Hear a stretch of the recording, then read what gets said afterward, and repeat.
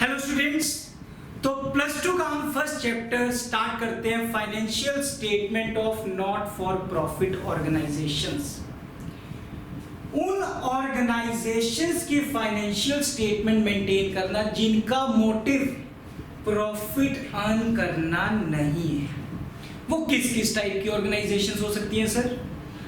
Like कोई school हो गया, बेसिकली गवर्नमेंट स्कूल्स मानकर चलो, ठीक है, जिनका मेन मोटिव प्रॉफिट अर्न करना नहीं है, थोड़ी बहुत फीस लेते हैं और बच्चों को एजुकेशन प्रोवाइड की जा रही है। स्कूल्स, हॉस्पिटल्स, चैरिटेबल इंस्टीट्यूशंस बोल सकते हो या चैरिटेबल हॉस्पिटल्स बोल सकते हो, या कोई कॉलेजेस भी आ सकते हैं इस कैटेगरी में, या एनजीओज आ सकते हैं, या कोई क्लब्स आ सकते हैं जिनका मेन मोटिव प्रॉफिट अर्न करना नहीं है, just to provide the services और सोशल वेलफेयर है। तो पॉइंट है कि जब उन ऑर्गेनाइजेशंस का सोशल वेलफेयर मेन पर्पस है, बट खर्चे कहां से करेंगे? कुछ ना कुछ तो इनकम्स उनकी भी होगी। तो पॉइंट क्या होते हैं? उनकी मेंबरशिप होती है बच्चे बेसिकली। तो मेंबरशिप, जैसे कोई क्लब हो गया, क्लब की मेंबरशिप फीस होती है। जैसे मैंने अभी स्कूल्स का एग्जांपल लिया, तो फीस तो वो भी लेते हैं बट नॉमिनल से इनकम फीस लेते हैं वो। सेम ऐसे ही कोई हॉस्पिटल है तो चार्जेस तो होते हैं बट बड़े नॉमिनल से होते हैं। तो कुछ इनकम्स तो होंगी उनकी भी। अब स्टाफ तो उन्होंने भी रखा हुआ है, बिल्डिंग उनके पास भी है, फर्नीचर भी वो रखते हैं, मे बी बिल्डिंग उन्होंने रेंट पे ली हो तो उसका भी रेंट देना पड़ेगा। तो मीन्स उनके भी एक्सपेंसेस हैं, तो उनके भी इनकम्स होंगे और उनके भी एक्सपेंसेस होंगे। तो लास्ट में जब वो नॉर्मली इनकम और एक्सपेंसेस का कंपैरिजन करेंगे, अभी नॉर्मल समझते चलो, बिल्कुल डिटेल में एक एक चीज हम कवर करते हुए चलेंगे।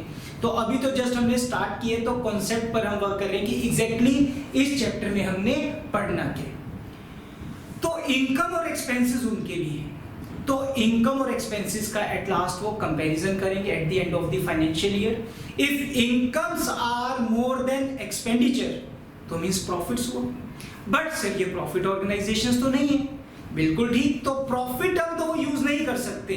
If incomes are more than expenses तो वो बेनिफिट में तो है क्योंकि उनका इनकम ज्यादा है।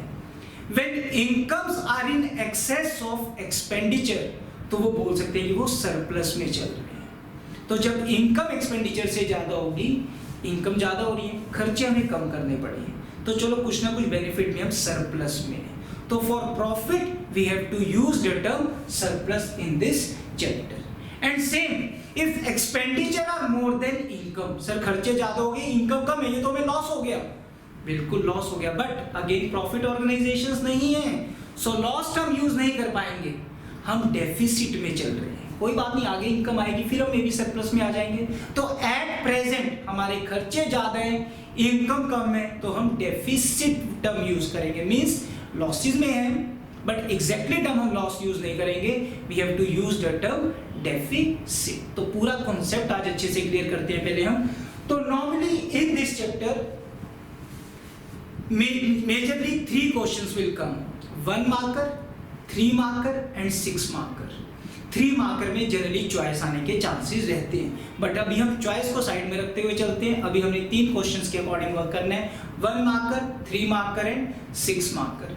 तो आज पहले मैं ओवरऑल कॉन्सेप्ट बताता हुआ चल रहा हूं इस वीडियो में, तो कि हमें 6 मार्क्स के क्वेश्चन में क्या क्या चीजें मेंटेन करनी पड़ सकती हैं, जनरली जो 6 मार्क्स का क्वेश्चन आता है। अब 6 मार्क्स के क्वेश्चन की नॉलेज होगी तो 3 मार्कर भी उसमें इंक्लूड हो जाएगा और 1 मार्कर की भी नॉलेज आ जाएगी। तो नेक्स्ट वीडियो में हम अगले टॉपिक से स्टार्ट करेंगे, टॉपिक बाय टॉपिक। बट एक बार नट शेल में, जैसे हमने +1 में फाइनल अकाउंट्स किया था, ट्रेडिंग अकाउंट में क्या क्या आता है sir, profit and loss account में क्या क्या आता है, एंड बैलेंस शीट में क्या आता है, तो फुल फ्लेज क्वेश्चन के अकॉर्डिंग हम पहले एक बार थोड़ा सा कॉन्सेप्ट क्लियर करते हैं कि क्वेश्चन में क्या गिवन होगा और उससे हमें क्या मेंटेन करना होगा। तो बहुत ध्यान से पूरी कंसंट्रेशन से सुनते हुए चलेंगे। चलिए बच्चे स्टार्ट करें। तो generally in long question receipts and payment account is given. पूरी कंसंट्रेशन से सुनते चलो, स्टार्ट किए, धीरे धीरे वीडियो प्रोसीड करेगी, आपको एक एक चीज क्लियर हो जाएगी। So first of all in question of 6 marks generally given होगा आपको receipts and payment account for the year ended, मान लो आपको गिवन है 31 मार्च 2021 का रिसिप्ट्स एंड पेमेंट अकाउंट। तो रिसिप्ट्स एंड पेमेंट अकाउंट में जो डेबिट साइड होगी बच्चे वो आपकी रिसिप्ट्स गिवन होंगी, amount, payments, amount. So receipts and payment means पैसा आया तो डेबिट, पैसा गया तो क्रेडिट। ये कुछ अलग नहीं है, this is equal to cash account. जब भी कैश आ रहा है हम कहाँ रिकॉर्ड करते थे, डेबिट साइड। जब भी कैश जाता था हम कहाँ रिकॉर्ड करते थे, क्रेडिट साइड। तो पहली थिंग तो देखो, दो बेसिस आपने प्लस 1 में पढ़े कि accounts are based on accrual basis और कैश बेसिस। एक्रूअल बेसिस में we have to record only those transactions which are related to current year, जिसमें सिर्फ करंट ईयर की इंफॉर्मेशन रिकॉर्ड करते हैं। पैसा आया वो भी रिकॉर्ड करेंगे और जो आने हैं वो भी रिकॉर्ड करेंगे, but only related to current year. But in receipt and payment account जब भी पैसा आ रहा है रिकॉर्ड करते चलो भाई, पिछले साल का आ रहा है वो भी रिकॉर्ड कर लो, करंट ईयर का आ रहा है वो भी रिकॉर्ड कर लो, अगले सालों का आ रहा है वो भी रिकॉर्ड कर लो। तो रिसिप्ट्स एंड पेमेंट अकाउंट, तो पहला 1 मार्कर क्वेश्चन छिपा हुआ है cash receipts and payment account में कि receipts and payment account is based on which, या on which basis receipts and payment account is made. तो हमें याद रखते हुए चलना है कि रिसिप्ट्स एंड पेमेंट अकाउंट जो मेंटेन करते हैं this is on cash basis. दो बेसिस पढ़े ना हमने, accrual basis and cash basis. तो पैसे आए पैसे गए, चाहे पिछले साल के आए मिले नहीं थे इस साल मिल रहे, या करंट ईयर के मिल रहे, या कोई हमें एडवांस में दे गया हो। तो हम बोल सकते हैं कि रिसिप्ट्स एंड पेमेंट अकाउंट में 3 पीरियड्स इन्वॉल्व है, past, present and future. So अगर मैंने कहा कि receipts and payment account is all about the cash account, तो किस तरीके से दिया होगा हमें receipts and payment account? To balance brought down, जिसमें आपको मे बी कैश और बैंक का बैलेंस दिया हो। बहुत अच्छे से समझते चलो, क्योंकि इस वीडियो के बाद सबसे पहले मैंने रिसिप्ट्स एंड पेमेंट अकाउंट को ही डिटेल में बताते हुए चलना आपको। तो to balance brought down, cash का स्टार्टिंग में फर्स्ट डेट को, ईयर इज 31 मार्च 2021, तो मेरा ईयर कब स्टार्ट हुआ होगा? 1 अप्रैल 2020, जो कि एंड कब हो रहा है? 31 मार्च 2021। तो this balance is on 1 April 2020, that is opening balance. फिर जब भी मुझे पैसे आए होंगे मैंने यहाँ रिकॉर्ड किए होंगे, चाहे वो मेरे पिछले सालों के हो, नेक्स्ट ईयर्स के हो, या करंट ईयर के हो। मींस चाहे मेरी वो कैपिटल रिसिप्ट हो या रेवेन्यू रिसिप्ट हो। धीरे धीरे मेन टर्म्स पर आने लग जाओ, आपने प्लस 1 में सारे टर्म्स किए हैं। कैपिटल रिसिप्ट कौन सी होती है? कैपिटल रिसिप्ट जो सर नॉन रेकरिंग रिसिप्ट हो, जो रेगुलर बेसिस पे रिसीव नहीं होती। सर कोई एग्जांपल भी तो बताओ साथ में। एग्जांपल क्या हो सकते हैं? लाइक सेल ऑफ बिल्डिंग, आपकी कोई पुरानी बिल्डिंग है आपने वो बेच दी, उससे आपको पैसे आए, क्या रोज रोज बिल्डिंग बेचोगे? नहीं सर। आपने बैंक से लोन लिया, क्या डेली बैंकों से लोन लेते रहोगे? नहीं। ये किस टाइप की रिसिप्ट से? Capital receipt. बट पैसे तो आ रहे हैं, हम ये देखना ही नहीं फिलहाल तो, चाहे वो इस साल का पैसा हो, चाहे वो अगले साल का पैसा हो, चाहे करंट ईयर का पैसा हो। तो हमने तो इस साइड रिकॉर्ड कर लेना है। तो टू कैपिटल रिसिप्ट्स। एग्जाम्पल मैंने दे दिया, हमें कोई टर्म कैपिटल रिसिप्ट नहीं लिखना, वो सारी चीजें लिखनी है। तो मैंने वैसे लिख दिया कैपिटल रिसिप्ट इस साइड आएगी। दो मैंने एग्जाम्पल आपको बता दिए। चाहे रेवेन्यू रिसिप्ट आए, रेवेन्यू रिसिप्ट मींस जो रेगुलर बेसिस पे रिसीव हो रही है। किस किस टाइप की? देखो मेंबर, आप क्लब है आपका, तो उसमें मेंबर से आप पैसे लेते हो, जिसको कि हम सब्सक्रिप्शन बोल देते हैं। तो सब्सक्रिप्शन आ रही है हमारे पास, या हमने कोई जैसे उसमें हमने कोई टूर्नामेंट वगैरह करवाते हैं, रेगुलर बेसिस पर हम टूर्नामेंट करवाते हैं, वहां से मैचेस वगैरह होते हैं, तो मैच से रिलेटेड कोई रिसिप्ट आ रही है। तो कोई भी रेगुलर बेसिस की इनकम और रिसिप्ट्स, रिसिप्ट बोले बेसिकली इनकम की बजाय कि जब पॉकेट में पैसे आ रहे हैं, तो वो भी हम किस साइड रिकॉर्ड करेंगे? डेबिट साइड, जिसको हम बोलेंगे टू रेवेन्यू रिसिप्ट। तो बेसिकली आपने कोई ये टर्म नहीं लिखना कैपिटल रिसिप्ट या रेवेन्यू रिसिप्ट, आपने तो जो भी पैसा आया उसको लिखते हुए चलो, वो मैंने आपको बता दिया कि चाहे कैपिटल रिसिप्ट हो चाहे रेवेन्यू रिसिप्ट हो, that will be recorded on the debit side. वो मैं इसका लॉजिक क्लियर करूंगा कि एग्जैक्टली मैं क्यों लिखवा रहा हूँ यहाँ पर कैपिटल रिसिप्ट और रेवेन्यू रिसिप्ट। सर सीधे ही बोल दो ना, जब पैसे आ रहे हैं यहाँ रिकॉर्ड कर लो, बट आगे के लिए हमें इसकी जरूरत पड़ेगी। सेम ऐसी पेमेंट आप पेमेंट करते हो, आप ऐसी पेमेंट्स भी करते हो जो आप कभी कभी पेमेंट करते हो, और आप ऐसी भी पेमेंट्स करते हो जो आप रेगुलर बेसिस पर पे करते हो। आपका कोई चैरिटेबल इंस्टीट्यूट की आपने बना रखा है, बट बिल्डिंग जो आपने लिया वो रेंट पर ली है। अब रेंट पर लिए तो रेगुलर बेसिस पर रेंट पे करोगे, बिल्कुल, तो रेगुलर रेंट पे करोगे तो इस साइड पे होगा। जो रेगुलर रेंट पे होगा वो कौन सी पेमेंट होगी? Revenue payments. वैसे तो मैंने सारी रिकॉर्ड करनी है, चाहे करंट ईयर की हो, चाहे पास्ट की हो, चाहे फ्यूचर की हो, तो वो पेमेंट साइड आ जाएगी। सेम ऐसे कोई आपने फर्नीचर परचेज किया, जो फर्नीचर परचेज किया वो तो आप डेली परचेज नहीं करोगे, दैट इज कैपिटल पेमेंट्स। तो we have to record both revenue payments as well as capital payments on the credit side of receipts and payment account. तो by capital payments and by revenue payments. तो capital payments भी होगी और revenue payments भी होगी। तो क्या point करना, स्टार्टिंग में मेरे पास कैश और बैंक का इतना बैलेंस था in the beginning of the current year. During the year we receive this amount, whether capital और revenue. During the year we paid these amounts. आखिरी दिन मेरे पास कितना बैलेंस रह गया, that is by balance carried on, cash का और बैंक का बैलेंस। लास्ट में दोनों साइड का टोटल कर दोगे बच्चे। तो फर्स्ट टॉपिक तो वैसे जो हमें है ना वो रिसिप्ट्स एंड पेमेंट अकाउंट ही है, जिसमें जो हमें रिसिप्ट्स एंड पेमेंट अकाउंट बनाना पड़ेगा। उसमें आपने सिंपल इंफॉर्मेशन डालते हुए चलना है कि कुछ नहीं देखना कैपिटल रेवेन्यू, तब आपने ये तो आगे जब हम फर्दर पार्ट करेंगे उसके लिए हमें बाइफरकेट करना जरूरी है कि कौन सी रेवेन्यू रिसिप्ट या कैपिटल रिसिप्ट है या कौन सी कैपिटल पेमेंट या रेवेन्यू पेमेंट्स है। बट यहाँ पर तो जब अगर क्वेश्चन में आपको नॉर्मल इंफॉर्मेशन दी है और आपको सिर्फ क्वेश्चन में ये मांग लिया कि prepare receipts and payment account, तब तो सीधा सा पॉइंट है, कैश लिखा बैंक लिखा, जो भी दोनों में से होगा। फिर जब भी पैसे आ रहे हैं आंखें बंद करके कहाँ रिकॉर्ड करते चलो, डेबिट साइड। क्यों? क्योंकि ये तो देखने भी नहीं कि कौन से पीरियड को वो बिलोंग करता है। सेम ऐसे आप पेमेंट, कोई भी पेमेंट आए, चाहे पास्ट चाहे प्रेजेंट चाहे फ्यूचर, उठाकर कहाँ रिकॉर्ड कर दो, क्रेडिट साइड। तो रिसिप्ट एंड पेमेंट अकाउंट तो बड़ा इजी है। 2 साल पहले नॉर्मल एग्जाम में, फाइनल एग्जाम में 6 मार्क्स का क्वेश्चन भी आया था जिसमें फ्री के मार्क्स थे। सिंपल आपने रिसिप्ट डाली, पेमेंट डाली, लास्ट में बैंक का बैलेंस निकालना था बस।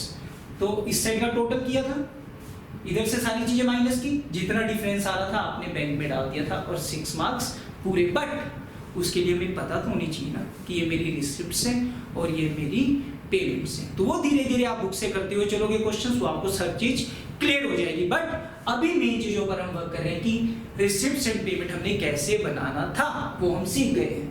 बट हम क्या कर रहे थे मेनली, हम तो लॉन्ग क्वेश्चन का कॉन्सेप्ट करने की कोशिश कर रहे हैं कि रिसिप्ट एंड पेमेंट तो क्वेश्चन में गिवन होगा। बट फर्स्ट टॉपिक इसके साथ क्लियर हो गया कि अगर क्वेश्चन में रिसिप्ट एंड पेमेंट अकाउंट ही बनाने के लिए आ जाए तो आपको रिसिप्ट एंड पेमेंट अकाउंट कैसे मेंटेन करना है। अब आपने अपने लॉन्ग क्वेश्चन पर जो 6 मार्क्स का क्वेश्चन बनता है, रिसिप्ट एंड पेमेंट मान लो क्वेश्चन में गिवन था और आपको कुछ एडजस्टमेंट्स भी गिवन थी, आपको साथ में कुछ एडजस्टमेंट्स भी गिवन थी, जैसे हमने +1 में फाइनल अकाउंट्स में किए, prepaid, advance, outstanding, depreciation, starting में बिल्डिंग इतनी थी, डेप्रिसिएशन इतनी हो गई, वो सब सारे पॉइंट्स उसी तरीके से हमें कुछ एडजस्टमेंट्स दी होंगी। तो मेन हमने इसमें क्या क्या मेंटेन करना है, उन्होंने हमें क्वेश्चन में कहा होगा 6 मार्क्स से जनरली क्वेश्चन में, प्रीपेयर, वो ध्यान से सुनना, prepare income and expenditure account and balance sheet for the year ended 31 March 2021, कि इस ईयर का इनकम एंड एक्सपेंडिचर अकाउंट बनाओ एंड बैलेंस शीट बनाओ। तो हमें मेंटेन करना होगा सबसे पहले income and expenditure account for the year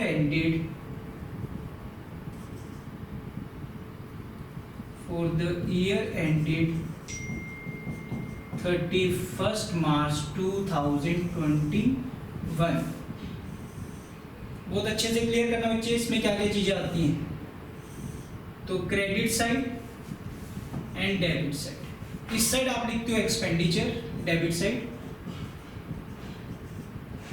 amount, credit side income and amount.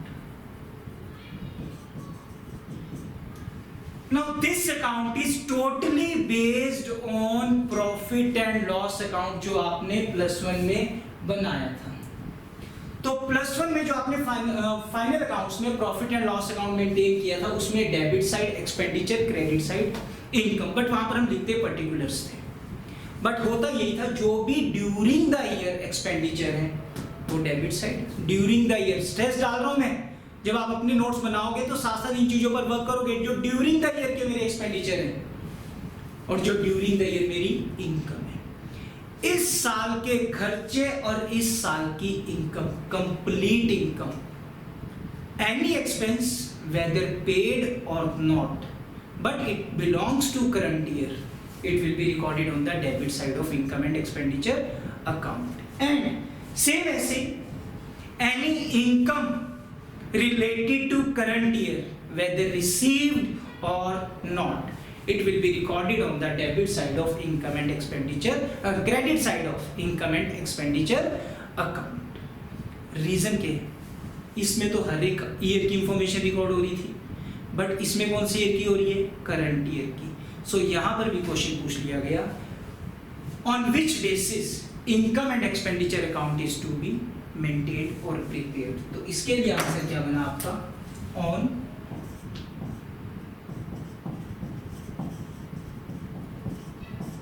Accrual basis. तो 2 1 मार्कर क्वेश्चन हो गए हैं। अगर क्वेश्चन में पूछ लिया जाए कि इनकम एंड एक्सपेंडिचर अकाउंट किस बेसिस पे बनेगा, it is on accrual. Receipt and payment account पूछ लिया जाए तो किस बेसिस पर बनेगा, cash basis. Now income and expenditure account में क्या क्या चीजें आएंगी, बड़े ध्यान से सुनते हुए चलोगे।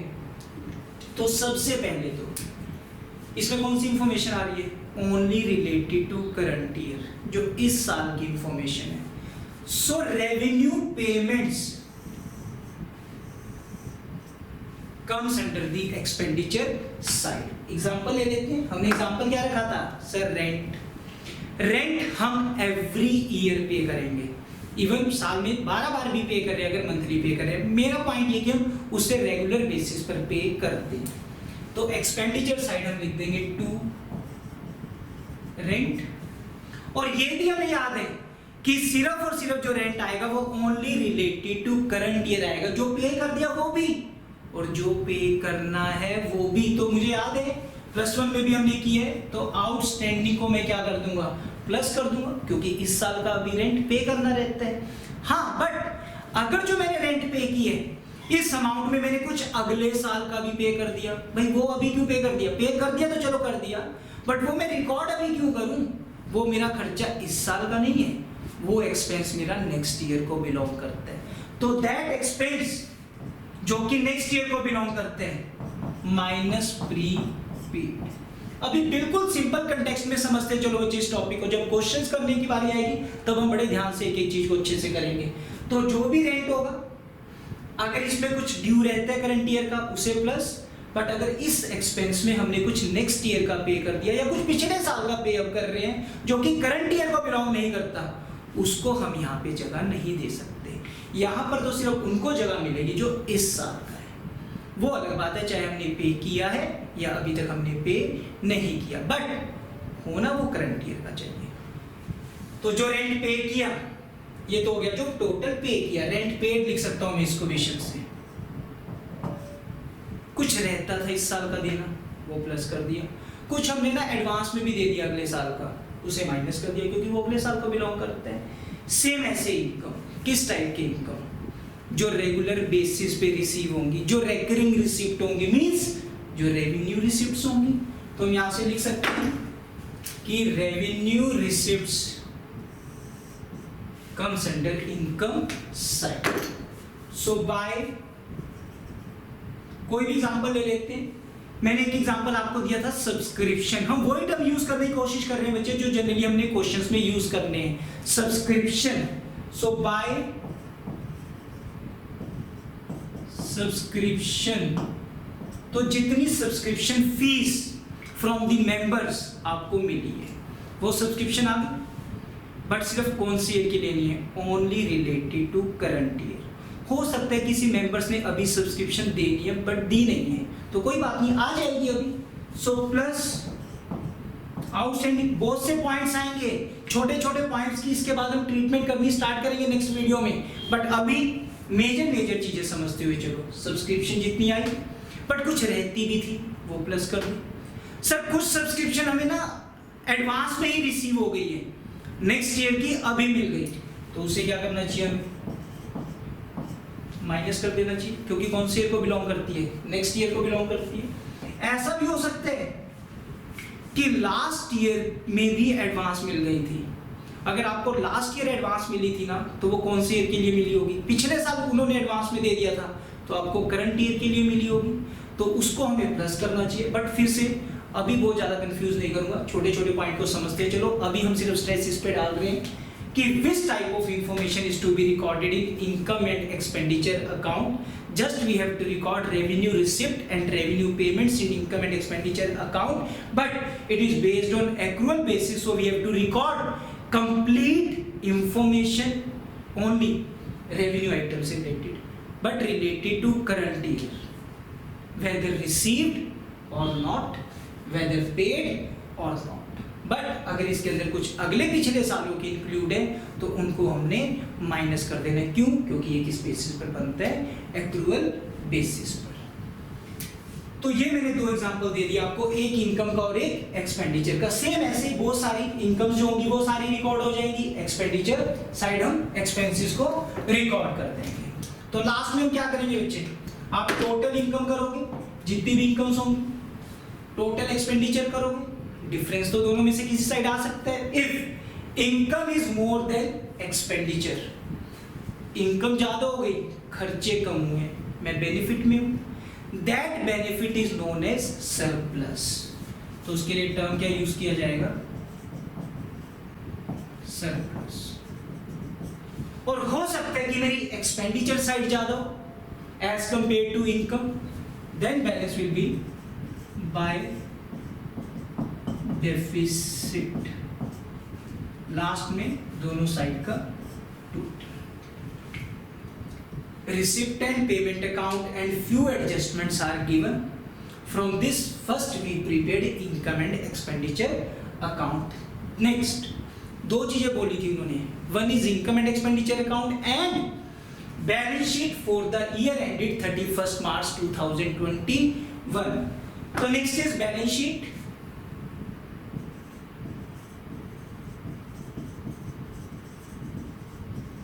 As at 31st March 2021.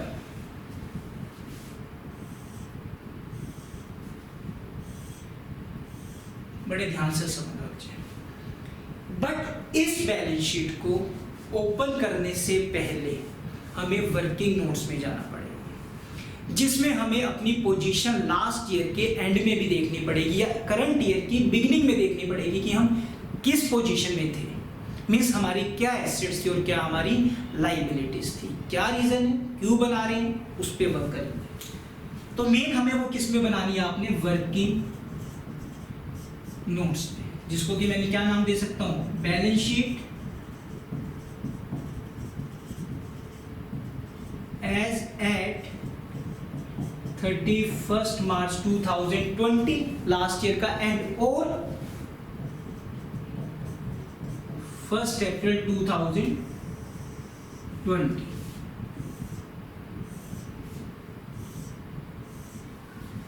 बिल्कुल क्लियर हो रहा है बच्चे? So liabilities amount, assets amount, liabilities amount, assets amount.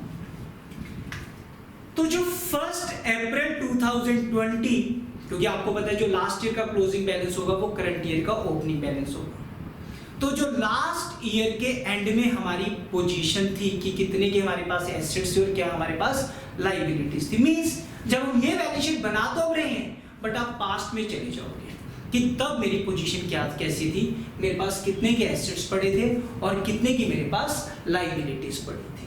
तो वो सारे एसेट्स और लायबिलिटीज में रिकॉर्ड कर लूंगा, all assets and all liabilities, creditors, bills payable, assets में क्या क्या हो सकते हैं, लाइक बिल्डिंग मेरे पास कितनी थी, फर्नीचर कितना था, मैंने एडवांस में कितना पे किया हुआ था, यहाँ पर कोई आउटस्टैंडिंग सैलरी कितनी थी, कितना मैंने पे करना रहता था। तो मींस फर्स्ट डेट को मेरी क्या लायबिलिटी है और क्या एसेट्स। जनरली मेरी ये बैलेंस शीट की जो इंफॉर्मेशन दी होगी वो बैलेंस शीट में डालने के बाद मेरी बैलेंस शीट टैली नहीं हो रही होगी 99%। क्यों टैली नहीं हो रही होगी, उसके पीछे क्या डिफरेंस आ सकता है, जरा ध्यान देना। मेरे एसेट्स का टोटल अगर ज्यादा आता है एज कंपेयर टू लायबिलिटीज, तो balance comes on the liability side and that balance is known as capital fund, is known as capital fund, bracket में डाल दो बेशक से बैलेंसिंग फिगर। और हो सकता है कि लायबिलिटी साइड, बट बहुत रेयर चांसेस होंगे, when liabilities are more than assets, तो balance comes on the asset side and that balance is known as deficiency.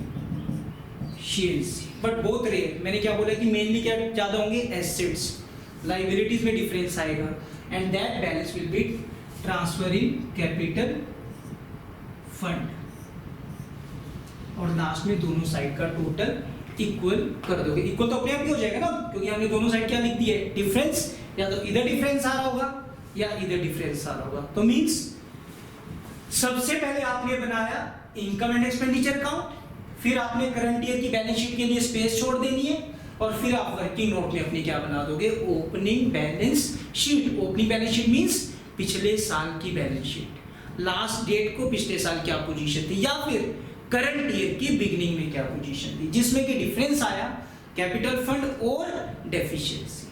तो दोनों में डिफरेंस आया अब तक। जो इनकम एंड एक्सपेंडिचर अकाउंट बनाया उसमें सरप्लस और डेफिसिट, जो ओपनिंग बैलेंस शीट बनाई है कैपिटल फंड और deficiency. Finally we have to maintain balance sheet for the current year. बड़े ध्यान से सुनना इसको भी, इसमें क्या क्या चीजें आएंगी। सबसे पहले यहाँ जो कैपिटल फंड आया, याद करो जो +1 में भी हमने बैलेंस शीट की है फाइनल अकाउंट्स में, कैपिटल फंड, कैपिटल कहाँ आती थी, liability side, so capital fund भी कहाँ आ जाएगा, liability side. So capital fund, अब इसमें क्या करते थे आप कैपिटल में, प्रॉफिट्स को करते थे प्लस और लॉसेस को करते थे माइनस, बट यहाँ प्रॉफिट या लॉस तो नहीं है। प्रॉफिट के प्लेस पर हमने लिखा हुआ है सरप्लस और लॉस के प्लेस पर हमने लिखा हुआ है डेफिसिट। तो इफ देयर इज प्रॉफिट और सरप्लस, तो हमें सरप्लस को करना है प्लस, और डेफिसिट हुआ तो बच्चे माइनस। वो तो अंडरस्टूड है, एक ही चीज होगी, या तो सरप्लस होगा या डेफिसिट होगा। सर कैपिटल फंड आया तो आपने बता दिया, प्रॉफिट लॉस को तो चलो हमें पता ही लग गया, बट अगर डेफिशिएंसी आ जाता है, कैपिटल फंड को लिखा लायबिलिटी में, तो डेफिशिएंसी को लिखेंगे हम एसेट्स में। सो डेफिशिएंसी एक ही चीज होगी ना, या तो कैपिटल फंड होगा या डेफिशिएंसी होगी। तो डेफिशिएंसी है तो एसेट साइड देख लें, कैपिटल फंड होगा तो लायबिलिटी साइड। अब आया था डेफिशिएंसी, अब डेफिशिएंसी आया था तो सरप्लस और डेफिसिट का कॉन्सेप्ट ऑपोजिट हो जाएगा, क्योंकि आपको याद है कि लॉसेस, एक्यूमुलेटेड लॉसेस कहाँ आते थे, एसेट साइड। अगेन बहुत ज्यादा कंफ्यूज अभी नहीं करूंगा, सीधा याद रखोगे। तो डेफिशिएंसी में आपने डेफिसिट को प्लस करना है, और अगर सरप्लस आए